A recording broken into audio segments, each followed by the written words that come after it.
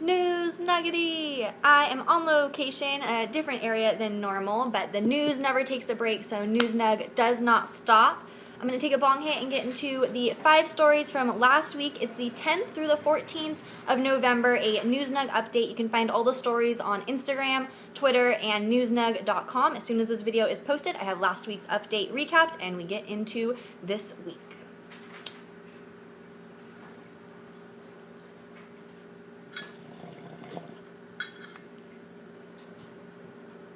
The first story is still a bit of a recap from election news. The election in the U.S., as I've mentioned, was November 4th.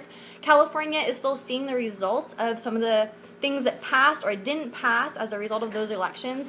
And the marijuana scene in California was affected, even though legalization wasn't fully on our ballot and we didn't have a statewide measure in place. There is San Diego, which continued to enforce their ban of almost all dispensaries. They currently have 1 medical marijuana facility for 3 million people in San Diego. It's insane. It's not enough for the people, but unfortunately the vote showed that that's what they have decided to continue to uphold. Santa Cruz did add a small tax on medical marijuana.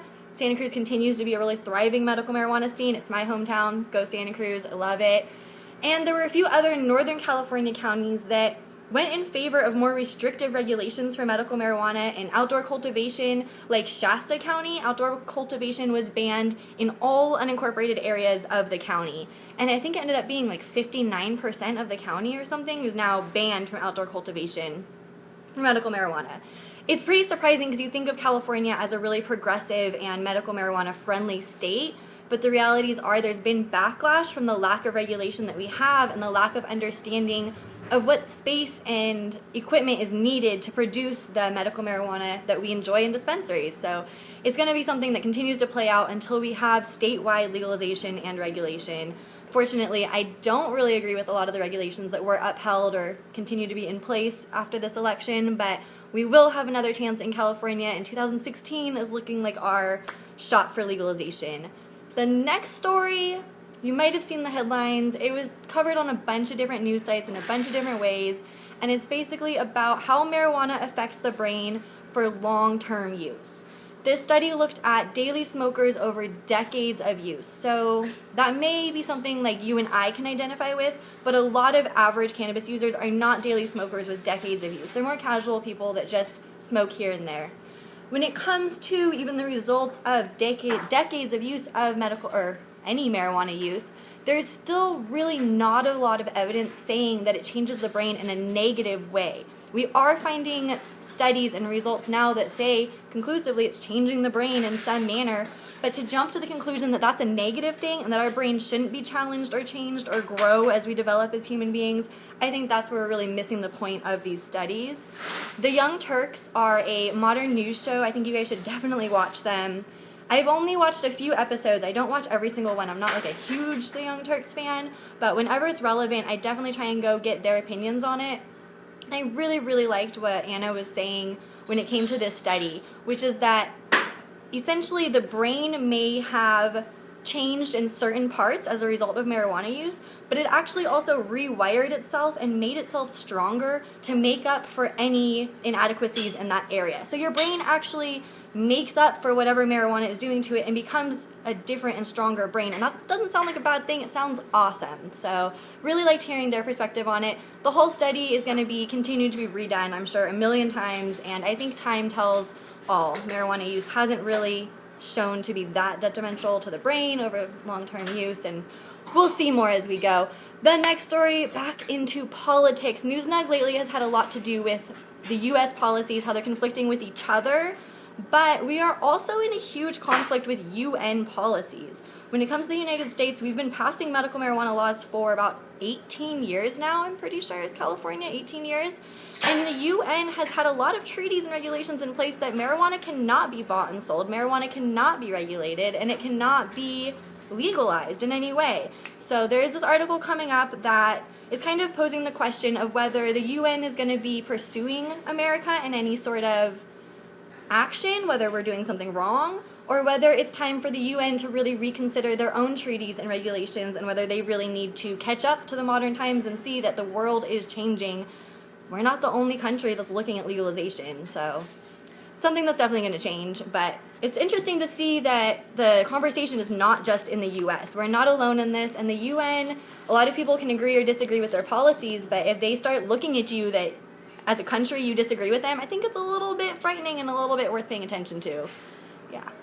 The next story is about the members of Congress. 5 stories. Members of Congress had a bipartisan meeting, and during this meeting, Democrat Earl Blumenauer, I think is how you say his name, Democrat representative, House member, whatever his title is, he stood up and said that the federal government is lying to you about marijuana being dangerous, and that the federal government's administration cannot tell you how many deaths have been a result of marijuana overdose because, in his own words, spoiler alert, it's 0.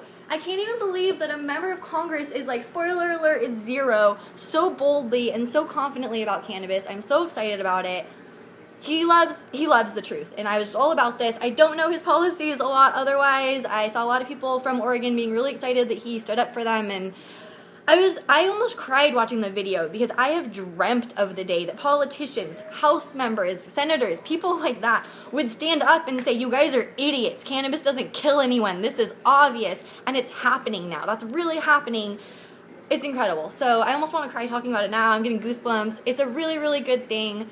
Spoiler alert, it's 0 is like my quote of the month. There was Fuck It, I Quit from Charlotte Green. Now we're on to Earl Blumenauer. Spoiler alert. It's 0 deaths from marijuana. It just doesn't happen. It's awesome. That being said, we get to the last story of this recap, which is the most dangerous drug myth. And that is that the most dangerous myth about medical marijuana. I didn't even pose that right. The most dangerous myth about medical marijuana is what it is. And that myth is that we fully understand marijuana. We don't.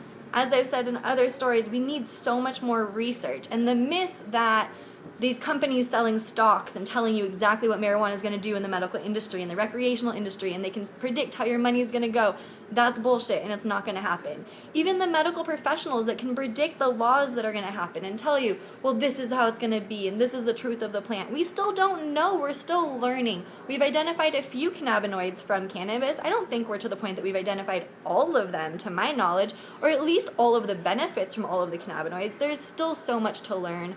So it's just really important that we don't ever get too cocky and think we know everything about cannabis, because as this article pointed out, and the reason I brought it up, research could prove either side right or wrong. I'm kind of have a hard time saying it because I feel like our opposition doesn't have a lot to be proven right about this. It's a lot of false stuff. But time will tell, really, and there is still a lot of room for more research and more truth, and it's just really, really harmful to walk around thinking that we know everything about cannabis right now and that all the laws that we pass are going to be permanent and perfect. Everything can change. All of the research is still needed, and we need research that's approved in the United States because of the classification as a Schedule 1 narcotic. We don't have that freedom to research. So anyway, that was the News Nug ramble and update. Oh, looking so good. It's a mystery couple of nugs. Different types. Sorry I can't tell you this time. I'm going to take my bong hit and get on out of here.